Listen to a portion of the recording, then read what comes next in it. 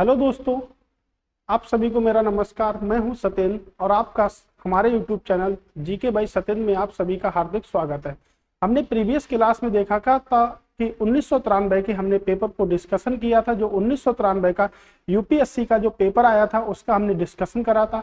आज हम डिस्कशन जो करेंगे वो 1994 के पेपर का करेंगे। तो ऐसे ही हमारा संविधान के क्वेश्चनों का रहेगा। ऐसे ही हम स्टार्ट करेंगे हिस्ट्री के क्वेश्चनों को, भूगोल के क्वेश्चनों को। ये जितने भी सब्जेक्ट हमारे भारतीय संविधान से लेके जितने भी हमारे सब्जेक्ट आते हैं सबका हम क्या करेंगे, पूरी तरह से डिस्कशन हम करेंगे। तो प्रीवियस ईयर पेपर का हमारा ये क्या रहेगा, डिस्कशन आप सभी लोगों के साथ में रहेगा। तो प्रीवियस क्लास में हमने 1993 के पेपर को देखा था। अब जो हम पेपर देखेंगे वो 1994 के पेपर को देखेंगे कि संविधान से कितने प्रश्न को पूछा गया था और 1994 में हम कितने प्रश्नों को संविधान में बना पाते। तो चलिए शुरू करते हैं। आपके सामने 1994 का प्रीवियस ईयर पेपर है। तो पहला प्रश्न है हमारा कि उच्चतम न्यायालय की पारदर्शी अधिकारिता के विषय में निम्नलिखित में से कौन से कथन सही है। यानी कि पूछ रहा है निम्नलिखित में से कौन से कथन आपके सही हैं। तो पहला क्वेश्चन है कि उच्चतम न्यायालय के लिए बाध्यकारी है कि वह राष्ट्रपति द्वारा निर्देशित किसी भी मामले में अपना मत व्यक्त कर सके। ऑप्शन है 2, पारदर्शी अधिकारिता की शक्ति के अधीन प्राप्त किसी भी निर्देश पर उच्चतम न्यायालय की पूर्ण पीठ सुनवाई करती है। तीसरा ऑप्शन है सुनवाई करती है। तीसरा ऑप्शन है पारदर्शी अधिकारिता के अधीन प्राप्त निर्देश पर व्यक्त किया हुआ उच्चतम न्यायालय का मत सरकार पर बाध्यकारी नहीं होता है। चौथा ऑप्शन है कि उच्चतम न्यायालय को उसकी परामर्शी अधिकारिता की शक्ति के अधीन एक बार में केवल एक ही निर्देशन को भेजा जा सकता है। ऑप्शन है 1 और 2, 1 और 3, 2 और 3, 2 या 4। लेकिन हमको बताना है कि निम्नलिखित में से कौन से कथन क्या है आपके सत्य हैं। तो उच्चतम न्यायालय की जो पारदर्शी अधिकारिता जो होती है, अगर हम बात करेंगे आर्टिकल नंबर 131, यानी कि उच्चतम न्यायालय का मूल अधिकार क्षेत्र, उच्चतम न्यायालय का मूल क्षेत्राधिकार,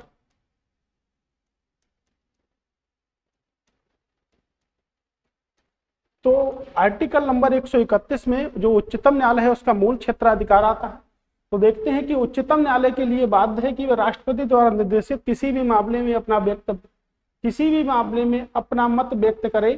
तो वो नहीं कर सकता है, यानी कि ये पहला हमारा गलत हो गया। दूसरा है हमारा पारदर्शी अधिकारिता की शक्ति के अधीन प्राप्त किसी निर्देश पर उच्चतम न्यायालय की पूर्ण पीठ सुनवाई करती है। तो बिल्कुल करती है, उच्चतम न्यायालय की पीठ ही सुनवाई करेगी आपकी, यानी कि सही है। पारदर्शी अधिकारिता के अधीन प्राप्त निर्देशन पर व्यक्त किया हुआ उच्चतम न्यायालय का मत सरकार पर बाध्यकारी नहीं होता। अगर हमने 2 को देख लिया है तो हमारा जो ए ऑप्शन है आपका गलत हो जाएगा। अब हमारे जो ऑप्शन बचेंगे 1, 2, 3, 4, यानी कि 2, 3 और 2, 4 को बचेगा। तो अगर हम देख लेते हैं, यानी कि पहला भी हमारा अगर गलत हो गया तो ये भी हमारा क्या हो जाएगा, पूरी तरह से क्या हो जाएगा, गलत आपका हो जाएगा। अब हमारे पास में 2 और 3 और 2 और 4 बचे हुए हैं। तो देखते हैं कि पारदर्शी अधिकारिता के अधीन प्राप्त निर्देशन पर व्यक्त किया हुआ उच्चतम न्यायालय का मत सरकार पर बाध्यकारी होता है। बिल्कुल सही स्टेटमेंट है, यानी कि उच्चतम न्यायालय का जो भी मत होगा वो सरकार पर क्या होगा, पूरी तरह से लागू किया जाएगा। उच्चतम न्यायालय को उसकी पारदर्शी अधिकारिता की शक्ति के अधीन केवल एक बार में एक ही निर्देशन भेजा जाता नहीं, एक बार में हम अनेक निर्देशन को भेज सकते हैं। तो हमारा ए भी क्वेश्चन क्या हो गया, आपका गलत हो गया। यानी कि जो हमारा ऑप्शन सही है वो क्या है आपका 2 और 3। अगर हम बात कर लेते हैं तो अनुच्छेद 124 में आपके उच्चतम न्यायालय का गठन है। उच्चतम न्यायालय का गठन किया गया है।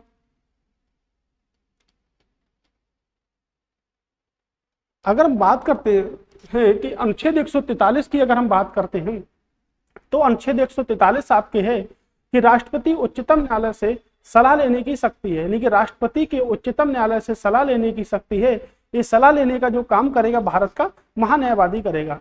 भारत का महान्यायवादी जो होता है वो आपका सर्वोच्च कानून अधिकारी आपका होता है।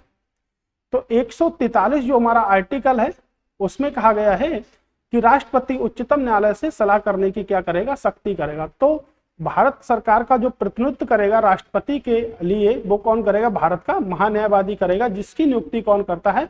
हमारे राष्ट्रपति जी करते हैं उसकी नियुक्ति। तो महान्यायवादी भारत सरकार से जो भी वित्तीय संबंधी कार्य हैं उसकी रिपोर्ट सौंप सकता है। यानी कि जितने भी हमारे उच्च न्यायालय हैं, तो राष्ट्रपति की ओर से वो उच्च न्यायालय में, किसी भी उच्च न्यायालय में क्या कर सकता है? कार्रवाई के लिए बाध्यकारी है। यानी किसी भी उच्च न्यायालय में जाकर अपनी कार्रवाई कर सकता है, जो भी राष्ट्रपति से संबंधित जो क्या है आपके मुद्दे हैं। तो आर्टिकल नंबर 143 है।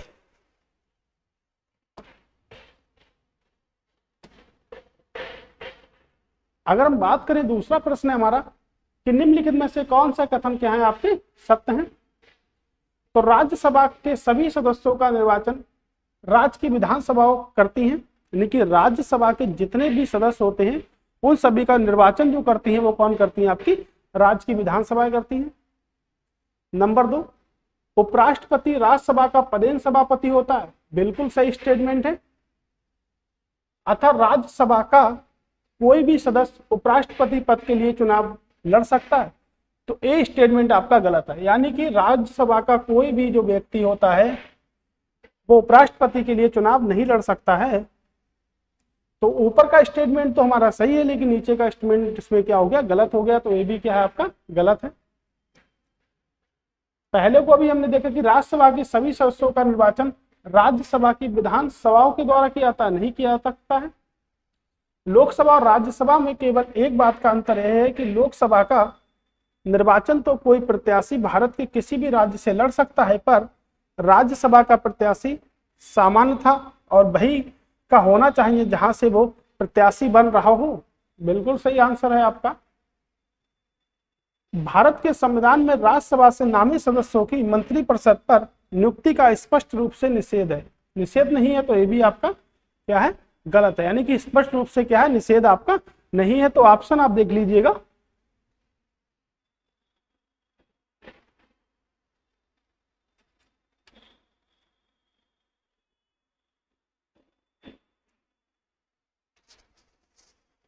ठीक है। तो अगर हम देखते हैं, इसकी डिस्कशन की बात करते हैं, तो भारतीय संविधान का जो आर्टिकल नंबर आपका 63 है वो आपको बताता है कि भारत का उपराष्ट्रपति होगा।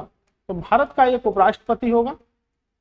और आर्टिकल अगर हम 64 की बात करेंगे तो राज्यसभा का पदेन सभापति आपका उपराष्ट्रपति होगा। तो राज्यसभा के सभी सदस्यों का निर्वाचन राज्य विधानसभाओं में निर्वाचित सदस्य के द्वारा करती है। यानी कि निर्वाचित सदस्यों के द्वारा यहाँ पर किया जा सकता है।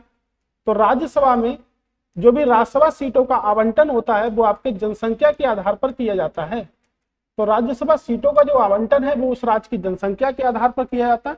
यानी कि प्रत्येक राज्य में जो राज्यसभा की सीटों का जो प्रतिनिधित्व होता है वो क्या होता है? आपका अलग अलग होता है। जैसे सबसे ज्यादा राज्यसभा सीटें आपके उत्तर प्रदेश में है, उसके बाद राज्यसभा सीटें आपकी उत्तर प्रदेश में सीटों की संख्या है वो आपकी सीटों की संख्या है आपके 31। अगर हम बात करेंगे उसके बाद सीटें जो है आपकी महाराष्ट्र में है, तो महाराष्ट्र में राज्यसभा सीटों की संख्या आपके 19 है। उसके बाद तमिलनाडु में है, तो तमिलनाडु में राज्यसभा सीटें आपकी कितनी है? 18 है। यानी कि टॉप 3 हमने देखे हैं कि उत्तर प्रदेश में सबसे ज्यादा राज्यसभा सीटें, उसके बाद आपके महाराष्ट्र में, और उसके बाद आपके तमिलनाडु में राज्यसभा क्या है? सीटें हैं। तो उपराष्ट्रपति राज्यसभा का पदेन सभापति होता है। आर्टिकल नंबर हमको 64 बताता है। और भारत का एक उपराष्ट्रपति होगा, ये हमको बताता है आर्टिकल नंबर 63। तो राज्यसभा सीटों का जो आवंटन होता है, यानी कि जो बंटवारा होता है, वो आपकी 4थी अनुसूची में दर्शाया गया है। जनसंख्या के आधार पर हम राज्यसभा सीटों का क्या करते हैं? बंटवारा करते हैं। अगर जनसंख्या की बात करेंगे तो जनसंख्या की हम जो अध्ययन होता है उसको हम डेमोग्राफी बोलते हैं। और जनसंख्या दिवस हम बनाते हैं 11 जुलाई को। तो जनसंख्या दिवस हम 11 जुलाई को बनाते हैं। और जनसंख्या का अध्ययन आपका क्या कहलाता है? डेमोग्राफी आपका जनसंख्या का अध्ययन कहलाता है। तो भारत के संविधान में राज्यसभा के नामित सदस्य मंत्रिपरिषद की नियुक्ति का स्पष्ट शब्दों में निषेध है। तो बिल्कुल स्टेटमेंट क्या है? गलत है। स्पष्ट शब्दों में निषेध नहीं किया गया है।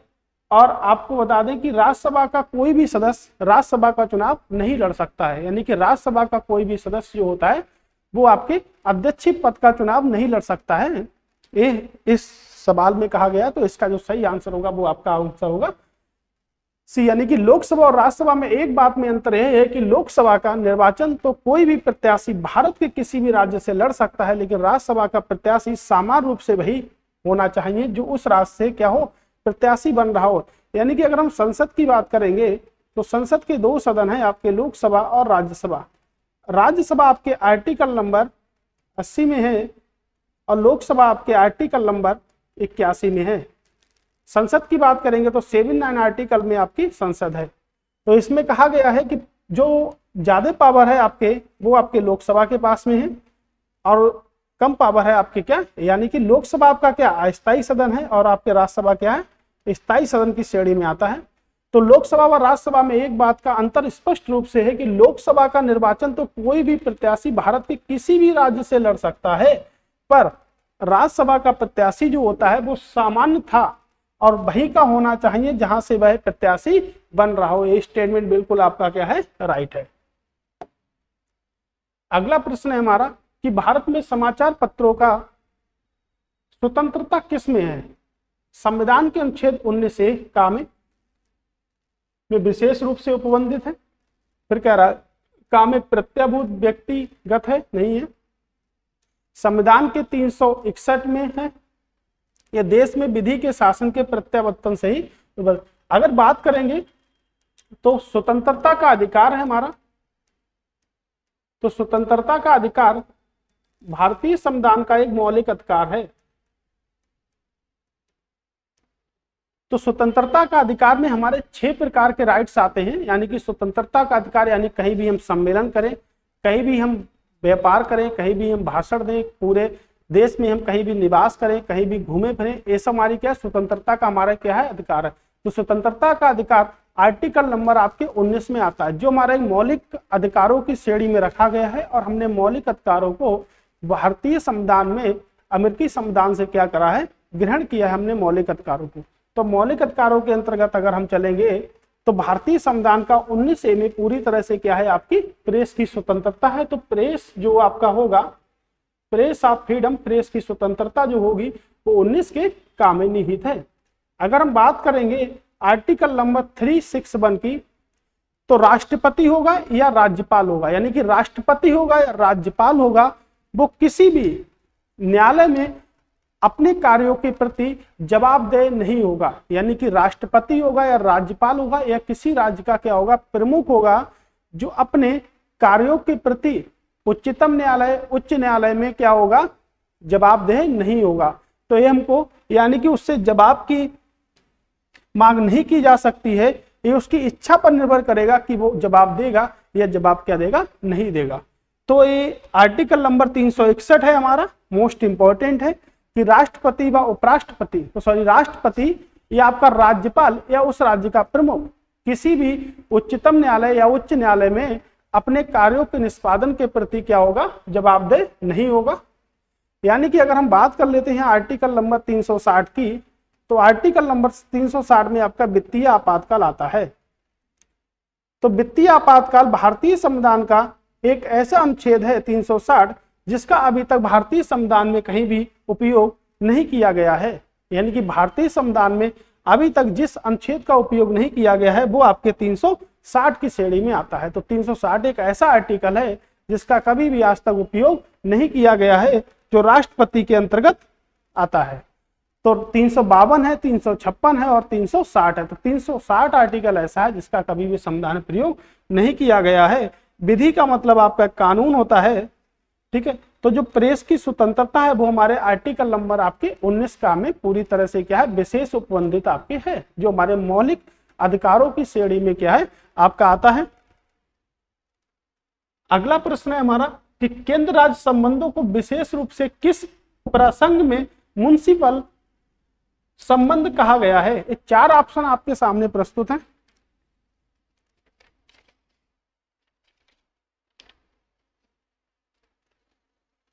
तो 4 ऑप्शन है आपके। तो पहला ऑप्शन है आपका धन के क्षेत्र में राज्य पर केंद्र के नियंत्रण के प्रसंग में पूछ रहा है कि म्युनिसिपल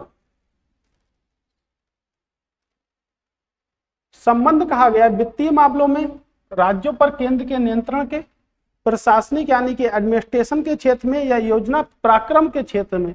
अगर हम देखेंगे कि केंद्र राज्य वित्त संबंधों को, तो आपका जो सही आंसर होगा वो होगा आपके योजना पराक्रम में राज्य पर केंद्र के नियंत्रण के प्रसंग में। बात करते हैं योजना आयोग, तो योजना आयोग जो स्थापित हुआ था वो हुआ था 1950 में। अब पहली जो पंचवर्षीय योजना चलाई थी वो 1951 से लेकर 1956 तक पहली पंचवर्षीय योजना चलाई थी, जो हेरोड डोमर मॉडल पर आपके क्या है आधारित है। तो हेरोड डोमर मॉडल पर आधारित है। तो पहली पंचवर्षीय जो योजना थी वो आपकी कृषि पर आधारित थी।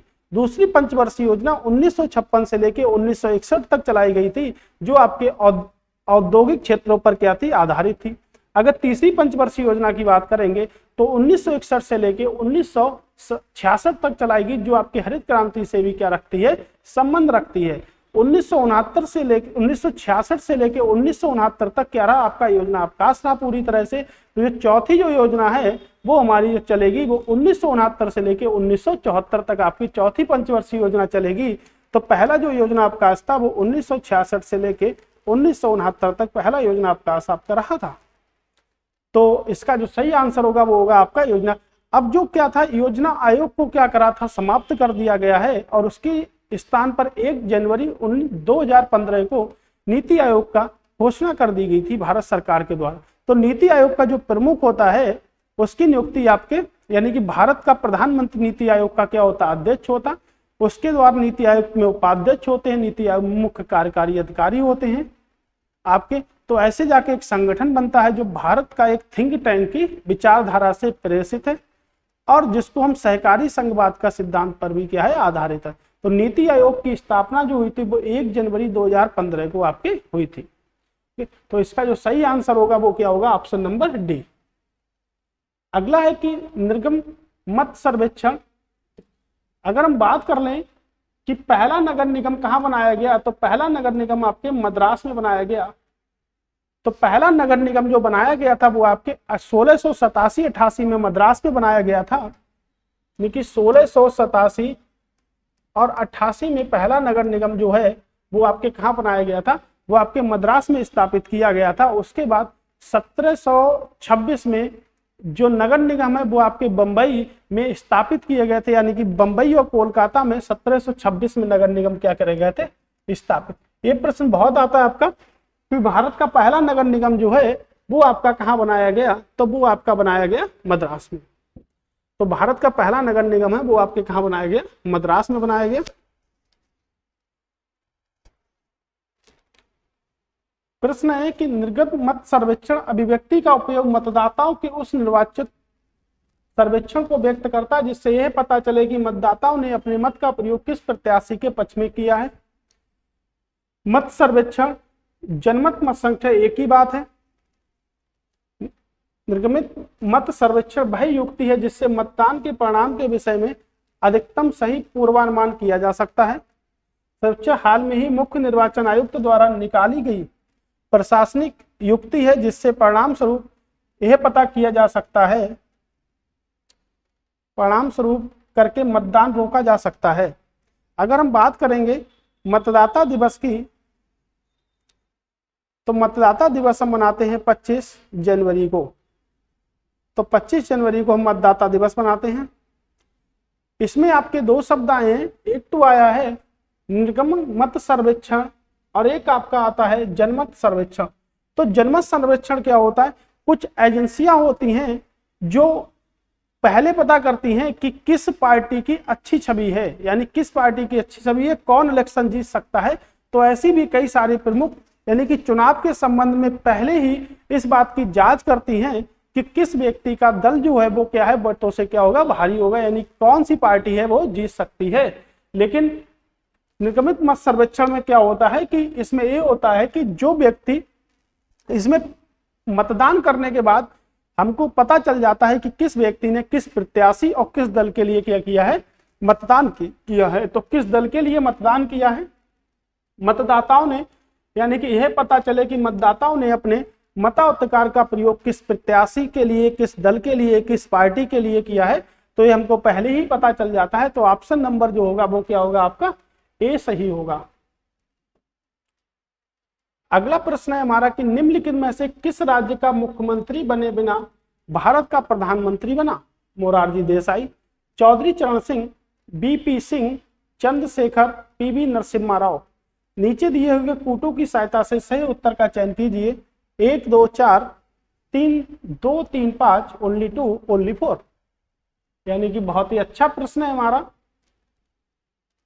ओके, अगर मोरारजी देसाई की बात करेंगे, चौधरी चरण सिंह हो गए, बीपी सिंह हो गए, चंद्रशेखर आजाद हो गए, पीवी नरसिम्हा राव। अगर पीवी नरसिम्हा राव की बात करेंगे तो ये आंध्र प्रदेश के आपके मुख्यमंत्री भी रहे। आंध्र प्रदेश के मुख्यमंत्री भी रहे थे। अब इसमें पूछ रहा है कि जो मुख्यमंत्री नहीं बना वो भी क्या बने? भारत के प्रधानमंत्री बने। यानी कि मुख्यमंत्री बने बिना भारत के प्रधानमंत्री के रूप में अगर हम बात करेंगे तो पूछ रहा है। यानी कि हम बात करेंगे तो आपके आंध्र प्रदेश के मुख्यमंत्री रहे। इन्होंने लाइसेंस राज पद्धति की क्या करी थी? समाप्ति करी थी। मोरारजी देसाई की बात करेंगे तो ये बंबई के मुख्यमंत्री रहे। बंबई के मुख्यमंत्री रहे थे। उसके बाद अगर हम देखेंगे तो बीपी सिंह यानी कि विश्वनाथ प्रताप सिंह ये लिखा हुआ है, और आपके चौधरी चरण सिंह। देखिए, अगर दो व्यक्तियों की बात करेंगे, बीपी सिंह और चौधरी चरण सिंह, ये उत्तर प्रदेश के मुख्यमंत्री रहे थे। उत्तर प्रदेश के मुख्यमंत्री रहे थे। देखिए, उत्तर प्रदेश के सीएम रहे थे। अभी हमने देखा कि पीवी नरसिम्हा राव जो हैं आपके, वो आंध्र प्रदेश के क्या रहे? आपके सीएम रहे। तो आपका जो आंसर सही होगा वो क्या होगा? आपका चंद्रशेखर। यानी कि चंद्रशेखर जो हैं आपके, वो क्या होंगे? आपके ऐसे मुख्यमंत्री, मतलब मुख्यमंत्री नहीं बने, सीधे क्या बने? भारत के क्या बने? भारत के सीधी तरह से क्या बने? प्रधानमंत्री बने थे। अगर हम बात करेंगे तो भारत के 8वें प्रधानमंत्री के रूप में थे आपके चंद्रशेखर। तो ऐसे प्रधानमंत्री जिन्होंने कभी कोई सरकारी कार्यालय नहीं संभाला, लेकिन सरकारी कार्यालय में कभी भी काम ना करा, तो ऐसे मुख्यमंत्री भी आपके कौन है? चंद्रशेखर हैं आपके। अगर बात करेंगे एक ऐसे और भी मुख्यमंत्री हैं जो मुख्यमंत्री बने और बाद में क्या बने? भारत के प्रधानमंत्री बने, तो जिनको हम कहते हैं एच.डी. देवगौड़ा। यानी कि ये कर्नाटक के मुख्यमंत्री बने थे। कर्नाटक के मुख्यमंत्री बने थे। और अभी जो वर्तमान समय में हमारे जो प्रधानमंत्री हैं नरेंद्र मोदी, वो क्या है? आपके प्रधानमंत्री नरेंद्र मोदी इससे पहले आपके गुजरात के पहले सीएम थे। नहीं सॉरी, गुजरात के मुख्यमंत्री थे इससे पहले। तो गुजरात के मुख्यमंत्री के पद पर क्या थे? सुशोभित थे। अगर बात करेंगे गुजरात की पहली महिला मुख्यमंत्री, तो उत्तर प्रदेश की जो वर्तमान समय में आनंदीबेन पटेल जो उत्तर प्रदेश की राज्यपाल हैं, वो गुजरात की पहली महिला आपकी क्या है? मुख्यमंत्री हैं। यानी कि एच.डी. देवगौड़ा को हमने देखा तो कर्नाटक के मुख्यमंत्री रहे थे, उसके बाद भारत के क्या बने थे? प्रधानमंत्री बने थे। तो ऐसे कितने व्यक्ति हैं जो भारत के मुख्यमंत्री भी बने हैं विभिन्न राज्यों के, और भारत के प्रधानमंत्री भी बने हैं, जैसे आपके मोरारजी देसाई। तो मोरारजी देसाई पहले गैर कांग्रेसी प्रधानमंत्री भी आपके थे। यानी कि पहला गैर कांग्रेसी प्रधानमंत्री की अगर हम बात करेंगे तो मोरारजी देसाई। उसके बाद अगर हम बात करेंगे कि दूसरे गैर कांग्रेसी प्रधानमंत्री की, तो आपके वो प्रधानमंत्री नरेंद्र मोदी जी हैं आपके। और अगर हम बात करेंगे तो ऐसे कितने प्रधानमंत्री हुए हैं जो मुख्यमंत्री भी रहे विभिन्न राज्यों के? 1, 2, 3, 4 और आपके 5। अब छठा नंबर जो है वो आपके नरेंद्र मोदी जी, यानी कि जो आपके गुजरात के इससे पहले क्या रहते? मुख्यमंत्री रहते। तो इसका जो सही आंसर होगा वो होगा आपका, देखिए सही आंसर की बात करेंगे तो आपके चंद्रशेखर आपके सही आंसर होगा। यानी कि ऑप्शन नंबर डी है जे राइट आंसर। बहुत ही बेहतरीन प्रश्न था ये आपके। प्रश्न है कि नीचे दिए गए जो भी वाक्य हैं उनमें से एक कथन एक और दूसरे का कारण भी कहा गया है। भारत में केंद्रीय लोकसभा और राज्यों की विधानसभाओं में निर्वाचन सदस्यों का बहुमत पाने वाले राजनीतिक दल ही सरकार बनाते हैं, ना कि मतों का बहुमत पाने वाले। बहुमत पद्धति पर आधारित निर्वाचनों से प्राप्त मतों का अपेक्षित बहुलता के आधार पर ही परिणाम का निर्णय होता है। ए व बी दोनों सही हैं। ए सही की व्याख्या करता है, ए की सही व्याख्या आर करता है। ए और आर दोनों सही हैं, पर ए की सही व्याख्या आर नहीं करता है। ए सही है, आर गलत है। ए गलत है पर आर सही है। अब देखिएगा प्रश्न थोड़ा सा टिपिकल प्रश्न है।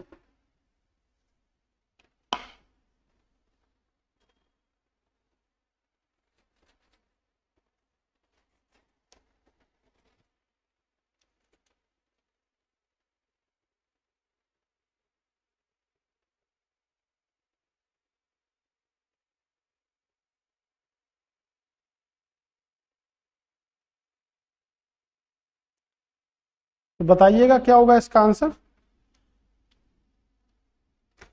अगर हम प्रश्न को डिटेल में देखेंगे तो देखिएगा कि भारत में केंद्रीय लोकसभा और राज्यों की विधानसभाओं के निर्वाचन में सदस्यों का बहुमत पाने वाले राजनीतिक दल ही सरकार बनाते हैं, बहुमत पाने वाले नहीं। ये स्टेटमेंट बिल्कुल आपका है ना, राइट है।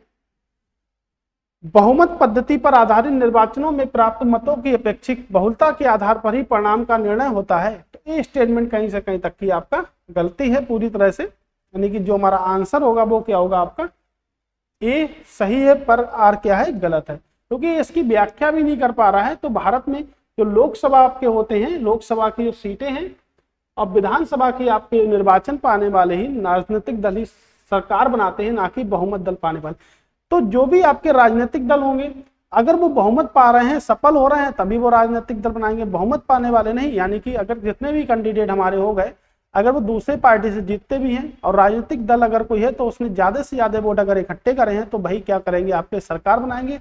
यानी कि संसद में लोकसभा हो गई आपकी और राज्य विधानमंडल में आपके क्या हो गया विधानसभा आपकी हो गई। ओके, तो इसका सही आंसर होगा वो आपका सी होगा। अगला प्रश्न है कि भारत के निर्वाचन आयोग के निम्नलिखित में से कौन से कार्य सही हैं। तो पूछ रहा है कि निर्वाचन आयोग के कौन से कार्य सही हैं हमारे। तो लोकसभा के अध्यक्ष और उपाध्यक्ष तथा राज्यसभा के सभापति के पदों के लिए निर्वाचन आयोग करता है, यानी कि निर्वाचन आयोग का चुनाव कराने का काम है। नगर पालिकाओं और नगर निगमों के लिए निर्वाचन कराना, निर्वाचनों से उत्पन्न सभी संदेहों और विवादों का निर्णय, यानी कि पूछ रहा है कि कौन कौन से क्या हैं उसके कार्य हैं। तो निर्वाचन आयोग निम्नलिखित में से कौन से कार्य करता है। तो निर्वाचन आयोग तो केवल 1 व 2, 1 व 3, 2 और 3 या इनमें से कोई नहीं। तो अगर देखा जाएगा तो लोकसभा के जो अध्यक्ष हैं व उपाध्यक्ष हैं व राज्यसभा के सभापति के पदों के लिए निर्वाचन करता है। तो लोकसभा के जो अध्यक्ष की जो चुनाव की जो तारीख है, लोकसभा के अध्यक्ष की जो चुनाव की तारीख है वो आपके राष्ट्रपति निर्धारित करते हैं। तो पहला जो स्टेटमेंट है वो क्या हो गया आपका गलत हो गया। तो हम डिसाइड भी कर सकते हैं कि ये भी आपका गलत है और ये भी आपका क्या है पूरी तरह से क्या है गलत है। नगर पालिकाएं और नगर निगमों के लिए निर्वाचन कराता है, नहीं, ये राज्य निर्वाचन आयोग कराता है। तो राज्य निर्वाचन आयोग ये कराता है आपका। तो राज्य निर्वाचन आयोग आपका कराता है आर्टिकल नंबर 243 के अधीन। निर्वाचन से उत्पन्न सभी विवादों का निर्णय कौन करता है। ये तो आपके उच्चतम न्यायालय यानी कि राष्ट्रपति वाले उच्चतम न्यायालय। तो आपका दूसरा भी सही गलत है, तो ये भी आपका गलत हो गया। तो आपका जो ऑप्शन है वो है इनमें से कोई नहीं। यानी कि देख लेते हैं कि हमारा जो आर्टिकल नंबर 324 है यानी कि निर्वाचन आयोग से संबंधित है वो आपके राष्ट्रपति के चुनाव कराता है, उपराष्ट्रपति के चुनाव कराता है आपके, और राज्य विधानमंडल के चुनाव आपके कराता है। राज्य विधानमंडलों के चुनाव को आपको कराता है। इनकी राष्ट्रपति के चुनाव कराएगा, उपराष्ट्रपति के चुनाव कराएगा, आपके राज्य विधानमंडल के चुनाव कराएगा, और आपके जितने भी संसद हैं यानी कि लोकसभा राज्यसभा का चुनाव भी कराता है। तो राष्ट्रपति, उपराष्ट्रपति, राज्य विधानसभा और संसद के चुनाव कौन कराता है? आपका निर्वाचन आयोग कराता है। तो निर्वाचन आयोग भारतीय संविधान के भाग आपके 15 में रखा गया है, यानी कि भाग नंबर 15 आपके निर्वाचन आयोग से क्या है संबंधित है। ओके, तो राष्ट्रपति, उपराष्ट्रपति, राज्य विधानसभाओं और संसद के चुनावों को क्या करता है? कराता है आपके। भारत में विभिन्न निर्वाचनों के लिए निम्नलिखित में से कौन सी निर्वाचन पद्धतियां स्वीकृत की गई हैं? वयस्क मताधिकार के आधार पर प्रत्यक्ष निर्वाचन पद्धति, एकल संक्रमणीय मत के द्वारा अनुपातिक प्रतिनिधित्व की पद्धति, अनुपातिक प्रतिनिधित्व की सूची पद्धति, अप्रत्यक्ष निर्वाचन की संचयी मतदान पद्धति, नीचे दिए गए कूटों का सही चयन कीजिए। बात करेंगे सही चयन की, तो बेस्ट मताधिकार यानी कि जो भी व्यक्ति 18 वर्ष से अधिक की उम्र का है वो क्या कर सकता है, मतदान कर सकता है। पहले जो आयु थी 18 थी, अब है 18, तो पहले क्या थी आपकी मतदान करने की जो आयु है वो क्या है आपकी 21 थी। तो 18 वर्ष से जो आयु है उसको घटाकर कितना कर दिया, 21 कर दिया गया। तो 61वां संविधान संशोधन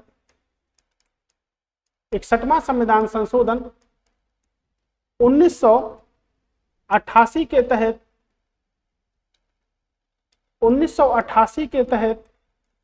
21 वर्ष से मतदान की आयु घटाकर कितनी कर दी आपकी 18 वर्ष कर दी गई है। तो 18 वर्ष का जो व्यक्ति होगा वो क्या कर सकता है, आपका मतदान कर सकता है। तो 18 वर्ष का जितने भी व्यक्ति होंगे वो क्या कर सकते हैं, आपके मतदान कर सकते हैं।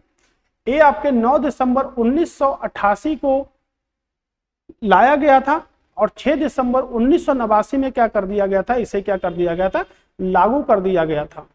तो मतदान की जो आयु है वो आपकी इस समय आपकी जो मतदान की आयु है वो आपकी कितनी है, 18 वर्ष है। पहले क्या थी हमारी मतदान की आयु 21 वर्ष थी, यानी कि 1988 से पहले हम 21 वर्ष के थे तभी हम मतदान कर सकते थे, लेकिन 1989 के बाद से हम 18 वर्ष के हैं तो क्या कर सकते हैं, मतदान कर सकते हैं। इसमें पूछ रहा है कि निर्वाचन की कौन सी पद्धतियां जो हैं वो क्या है आपकी भारत में प्रचलित हैं, यही प्रश्न है हमारा। आप देख लीजिए क्या होंगे इसके ऑप्शन।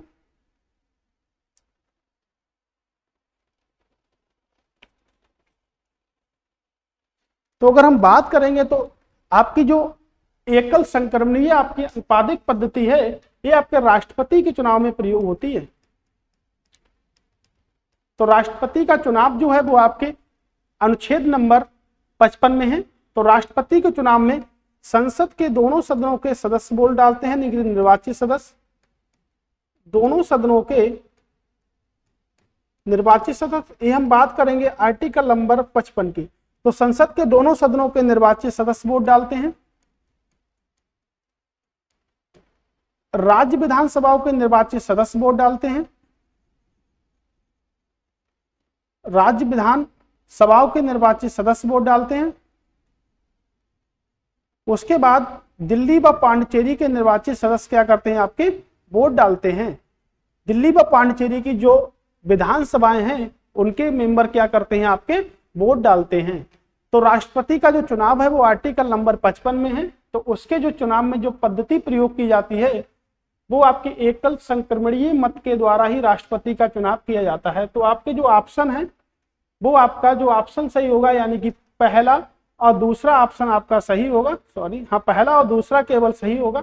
अनुपातिक प्रतिनिधित्व की सूची प्रणाली है ही नहीं भारत में।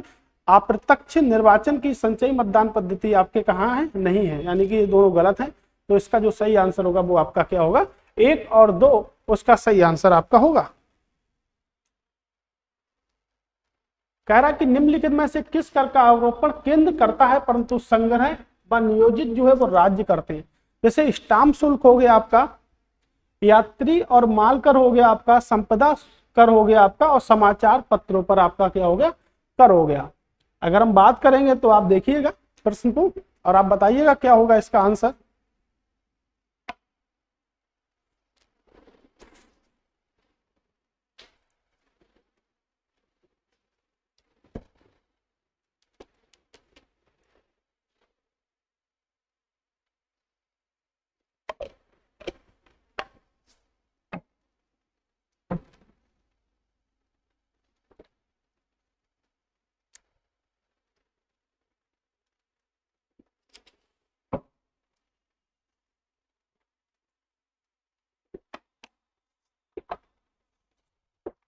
तो कर हमारे कैसे होते हैं, पहले हम ये समझ लेते हैं। जो हमारे टैक्स होते हैं वो आपके 2 प्रकार के टैक्स होते हैं, यानी कि प्रत्यक्ष कर और आपका होता है अप्रत्यक्ष कर।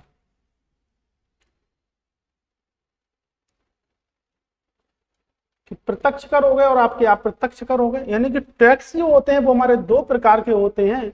लेकिन ये भी आपके जो टैक्स होते हैं वो कुछ टैक्स होते हैं वो केंद्र सरकार प्रत्यक्ष कर लगाती है और कुछ आपके राज्य सरकार प्रत्यक्ष कर लगाती है।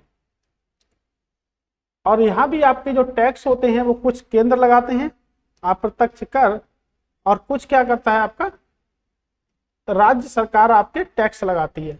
यानी कि हम समझेंगे कि प्रत्यक्ष कर किसे कहते हैं और आपके अप्रत्यक्ष कर हम किसे कहते हैं। तो हम बात करेंगे प्रत्यक्ष कर की, तो हम देखते हैं कि हमारा जैसे हम दो व्यक्ति हैं एक्स और वाई, यानी कि एक्स और वाई, आपके पास में एक जैसे व्यक्ति हैं और आपके पास में डिफरेंट टाइप के दो व्यक्ति हैं। क्या करती हैं, यानी कि जिस व्यक्ति पर कर लगाया जाता है और उसी से वसूला जाता है, यानी कि सेम व्यक्ति पर लगाया गया सेम व्यक्ति से वसूला गया, उसको हम क्या कहते हैं प्रत्यक्ष कर कहते हैं। यानी कि जिस व्यक्ति पर लगाया गया और उसी व्यक्ति से वसूला गया उसको हम क्या कहते हैं प्रत्यक्ष कर कहते हैं। जिस व्यक्ति पर लगाया गया किसी अन्य से वसूला गया, यानी कि कर किसी अन्य पे लगाया गया वसूला किसी अन्य से, तो हम उसको क्या कहेंगे, तो हम उसको कहेंगे अप्रत्यक्ष कर। तो उसको हम अप्रत्यक्ष कर की श्रेणी में रखते हैं। और जो कर हमारे होते हैं जिस व्यक्ति पर लगाया गया उसी से वसूला गया, ये हमारे प्रत्यक्ष कर हो गए। और जिस व्यक्ति पर लगाया गया किसी अन्य से वसूला गया उसको हम कहते हैं अप्रत्यक्ष कर। तो कुछ कर जो होते हैं वो केंद्र सरकार के प्रत्यक्ष कर होते हैं, कुछ जो होते हैं वो क्या होते हैं आपके राज्य सरकार के प्रत्यक्ष कर होते हैं। तो प्रश्न है हमारा कि निम्नलिखित में से किस कर का जो आरोपण है केंद्र करता है परंतु संग्रह व विनियोजन जो है वो राज्य करता है। तो कुछ कर ऐसे होते हैं जिनका जो आरोपण तो केंद्र सरकार करती है, लेकिन उनको जो संग्रह व इकट्ठा करने का जो वर्क होता है वो कौन करता है, राज्य सरकार करती है। तो ये आपके अनुच्छेद नंबर 268 में उल्लेखित है। अनुच्छेद नंबर 268 में उल्लेखित है कि केंद्र का आरोपण कौन करेगा, केंद्र सरकार, यानी कि कर का जो आरोपण है वो कौन करेगा, केंद्र सरकार करेगी, लेकिन उनको संग्रह करने का कार्य कौन करता है, आपकी राज्य सरकार करती है। तो ये हमारी जो भारतीय संविधान में इसके लिए अनुच्छेद बनाया गया है तो 268 अनुच्छेद बनाया गया है। इसका प्रश्न का आंसर देख लें, स्टाम्प शुल्क हो गया, यात्री व माल कर हो गया, संपदा शुल्क हो गया और समाचार पत्रों पर कर हो गया। तो ऐसा कर जो हमारा होगा वो आपका क्या होगा, स्टाम्प शुल्क हमारा होगा। उसके बाद में अगर हम इसमें साथ में लेंगे तो आपका मुद्रा कर भी आपका होगा। तो मुद्रा कर आपका क्या है, लगाती केंद्र सरकार है लेकिन उसका संग्रह कौन करता है, राज्य उसका संग्रह करता है। तो आर्टिकल नंबर 263 की चर्चा की जाती है हमारे यहाँ पे। अगर हम समझते हैं कि आर्टिकल नंबर 269 आखिर क्या होता है तो हम उसकी बात अभी करते हैं। यानी कि आर्टिकल नंबर आपका 269 क्या होता है, तो हमने समझा कि 268 क्या होता है, अब हम समझेंगे 269 आखिर हमारा क्या होता है। यानी कि केंद्र सरकार द्वारा जो कर लगाए जाते हैं, यानी कि समझिएगा उन करों को कहते हैं जो केंद्र सरकार द्वारा लगाए जाते हैं, परंतु उनका जो इकट्ठा जो राजस्व होता है वो किसको सौंप दिया जाता है, राजस्व को सौंप दिया जाता है। यानी कि बेकर जो केंद्र सरकार द्वारा लगाए जाते हैं उनसे जो प्राप्त जो राजस्व होता है वो राजस्व को सौंप दिया जाता है। ये हमें भारतीय संविधान के आर्टिकल नंबर 269 में दर्ज किया गया है। देखिए आर्टिकल नंबर 269 में क्या किया गया है, दर्ज किया गया है। ठीक है, तो हमने समझा कि बेकर जिन्हें केंद्र सरकार द्वारा लगाया जाता है और केंद्र सरकार द्वारा इकट्ठा किया जाता है, लेकिन उन करों से जो भी राजस्व प्राप्त होता है वो किसको सौंप दिया जाता है, राज्यों को सौंप दिया जाता है। यानी कि हम समझेंगे केंद्र सरकार द्वारा एकत्र किए जाते हैं व लगाए जाते हैं, परंतु उनसे जो प्राप्त जो राजस्व होता है वो किसको सौंप दिया जाता है, वो आपके स्टेट्स को सौंप दिया जाता है। तो ऐसे कर जो हमारे होते हैं उनको हम क्या कहते हैं, उनको हम कहते हैं, ठीक है, उनको हम कहते हैं अनुच्छेद नंबर 269 में। तो ऐसे कर हमारे क्या होते हैं, जैसे सीमा शुल्क आपका हो गया, संपदा शुल्क आपका हो गया, यानी कि इसके साथ में हम कर लेते हैं सीमा शुल्क, संपदा शुल्क आपका हो गया। तो सीमा शुल्क को हमने देखा, उसके बाद में हमने देखा यानी कि ये वाले जो कर आपके होंगे ये आपके 269 के अंतर्गत आएंगे। यात्री वाला कर आपके किसके अंतर्गत आएगा, आपके 269 के अंतर्गत आएगा। यानी कि रेलगाड़ियों पर जो भी भाड़े का जो कर लगता है वो भी आपके कितने आएंगे, 269 में आएंगे। यानी कि हमने समझा कि केंद्र द्वारा लगाए बा एकत्र किए जाते हैं, लेकिन उनसे जो प्राप्त जो राजस्व होती है वो क्या करती है, राज्य को सौंप दिए जाते हैं। ऐसे हमारे 269 में होते हैं। और केंद्र द्वारा आरोपण किया जाता है, लेकिन उनका संग्रह जो होता है वो क्या करते हैं, राज्य करते हैं। तो 268 में हमारे आता है। अब हम समझेंगे कि कुछ कर ऐसे भी होते हैं जिनको क्या करा जाता है, संविधान द्वारा या केंद्र द्वारा लगाए जाते हैं, लेकिन संसद की अनुमति के द्वारा जो भी राजस्व होता है वो राज्यों को सौंप दिया जाता है। तो हमारा आर्टिकल नंबर बात कर रहे हैं हम 272 की अगर हम बात करते हैं, तो आइए समझते हैं 272 आखिर है क्या। यानी कि बेकर जो केंद्र द्वारा लगाए बा एकत्र किए जाते हैं, यानी कि इकट्ठे भी केंद्र सरकार के द्वारा किए जाते हैं और लगाए भी केंद्र सरकार के द्वारा जाते हैं, लेकिन संसद की स्वीकृति के बाद या संसद की अनुमति के बाद उनका जो कुछ अंश जो होता है वो किसको दे दिया जाता है, राज्यों को दे दिया जाता है। तो आर्टिकल नंबर हम बात कर रहे हैं 272 की। यानी कि मैंने आपको बताया कि उन करों का उल्लेख किया गया है जो केंद्र द्वारा लगाए बा इकट्ठे किए जाते हैं, परंतु संसद की स्वीकृति के बाद कुछ अंश क्या कर दिया जाता है, राज्यों को दे दिया जाता है। कुछ अंश क्या करा जाता है, राज्यों को दे दिया जाता है, जैसे संघीय उत्पाद शुल्क, जैसे संघीय उत्पाद शुल्क। अब हमने पढ़ा कि टैक्स जो होते हैं वो हमारे दो प्रकार के होते हैं, प्रत्यक्ष कर और अप्रत्यक्ष कर। तो केंद्र के प्रत्यक्ष कर होते हैं, कुछ राज्य के प्रत्यक्ष कर होते हैं, कुछ आपके केंद्र के प्रत्यक्ष अप्रत्यक्ष कर होते हैं और आपके राज्य के अप्रत्यक्ष कर होते हैं। ठीक है, तो अगर हम समझेंगे तो केंद्र के जो प्रत्यक्ष कर होंगे उसमें क्या होगा, तो राज्य के जो प्रत्यक्ष कर होंगे उसमें क्या होगा, और अप्रत्यक्ष कर होंगे आपके उसमें आपका क्या होगा। अगर हम देखेंगे तो आयकर, हमारा आयकर आपका होगा जो प्रत्यक्ष कर होगा,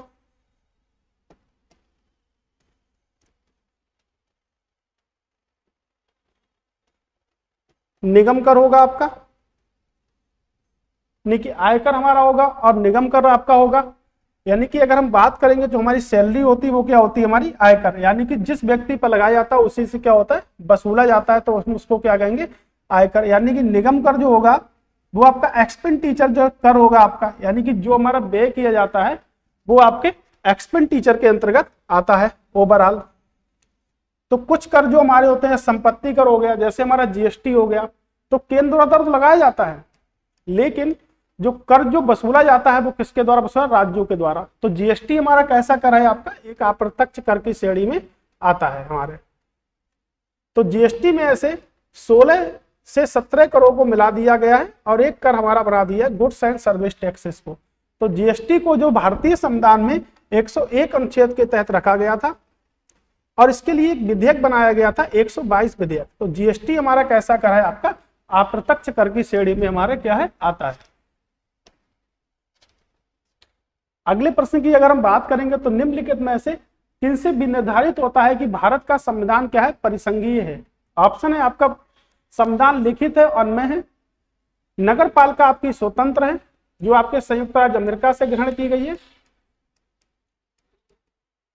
अपशिष्ट शक्तियों का केंद्र में निहित होना और केंद्र व राज्यों के बीच शक्तियों का विभाजन। एक बिल्कुल सिंपल सा क्वेश्चन है कि केंद्र शक्तियों का विभाजन की अगर हम बात करेंगे तो आपके भारतीय संविधान में जो आपकी सूचियां हैं, तो भारतीय संविधान में जो भी आपकी सूचियां हैं यानी केंद्र व राज्यों के बीच बंटवारे का विभाजन करती हैं, तो अनुच्छेद नंबर 246। तो भारतीय संविधान में कुल जो अनुसूचियों की संख्या है वो आपके है टोटल मिला के 12 है, लेकिन उसमें जो आपकी 7वीं अनुसूची है उसमें 3 सूचियों का विवरण है, जैसे आपका संघ हो गया, राज्य हो गया और आपका समवर्ती सूची आपकी हो गई। तो इसमें जो आपके कुल विषय हैं शामिल, तो संघ सूची होगी, राज्य सूची होगी, आपकी क्या होगी, समवर्ती सूची आपकी होगी। तो इसमें जो प्रश्न पूछा गया है कि कौन सा भी निर्धारित करता है कि संविधान जो है वो परिसंघीय है, तो संविधान लिखित है, न्यायपालिका क्या है, स्वतंत्र है, अपशिष्ट शक्तियों का जो विवरण दिया है वो हमने कनाडा के संविधान से ग्रहण किया है अपशिष्ट शक्तियों को, एक्ट इसके लिए बनाया गया है 1935 का एक्ट। तो जो हमारा राइट आंसर होगा वो केंद्र व राज्यों के बीच शक्तियों का क्या होगा, बंटवारा यानी कि विभाजन।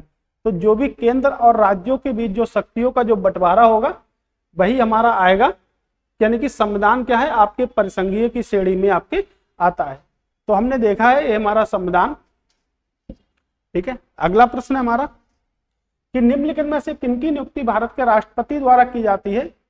वित्त आयोग के अध्यक्ष की, योजना आयोग के उपाध्यक्ष की और संघ राज्य क्षेत्र के मुख्यमंत्री की।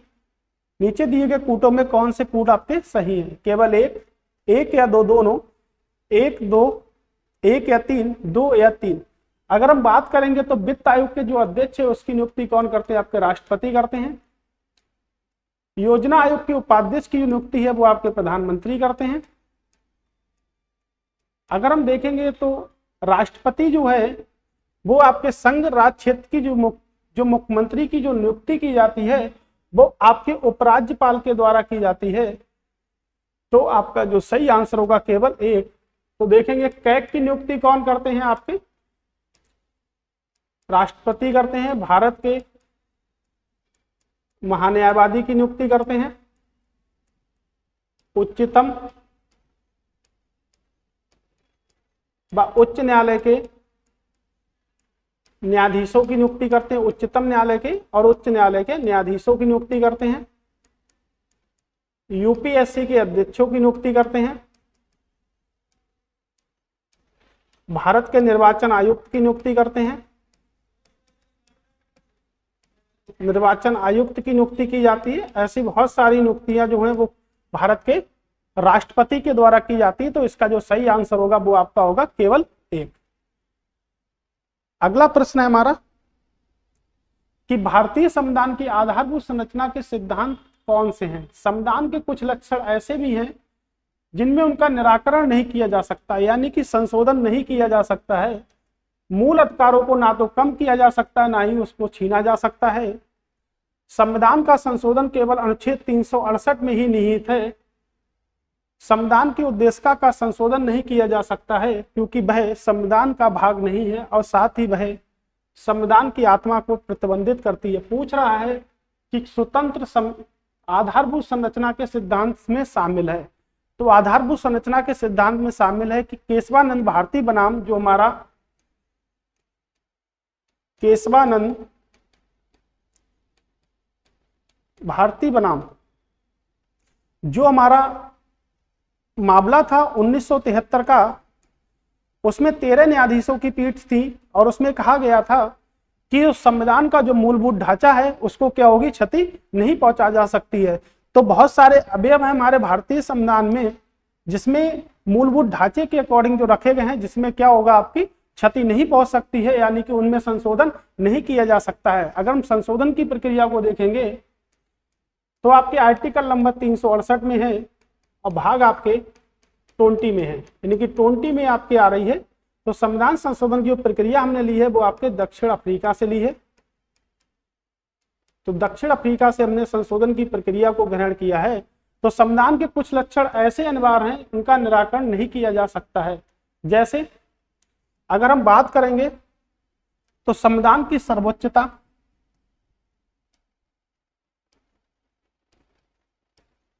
संविधान की सर्वोच्चता, विधायिका,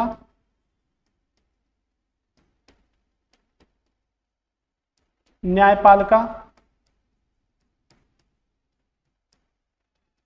व कार्यपालिका का पृथक्करण, कि संविधान क्या है आपका, सर्वोपरि है जिसमें कोई संशोधन नहीं। क्योंकि संविधान की जो सर्वोच्चता है उसमें केशवानंद मूलभूत ढांचे में आपकी शामिल है, यानी कि विधायिका, न्यायपालिका और कार्यपालिका भी आपके क्या है, मूलभूत ढांचे में शामिल है। राष्ट्र की एकता व अखंडता भी शामिल है। राष्ट्र की एकता व अखंडता को भी शामिल किया गया है। ओके, और उसके बाद संसदीय पद्धति को भी शामिल किया गया है। मौलिक अधिकारों की संरचना में संतुलन बना रखा गया है।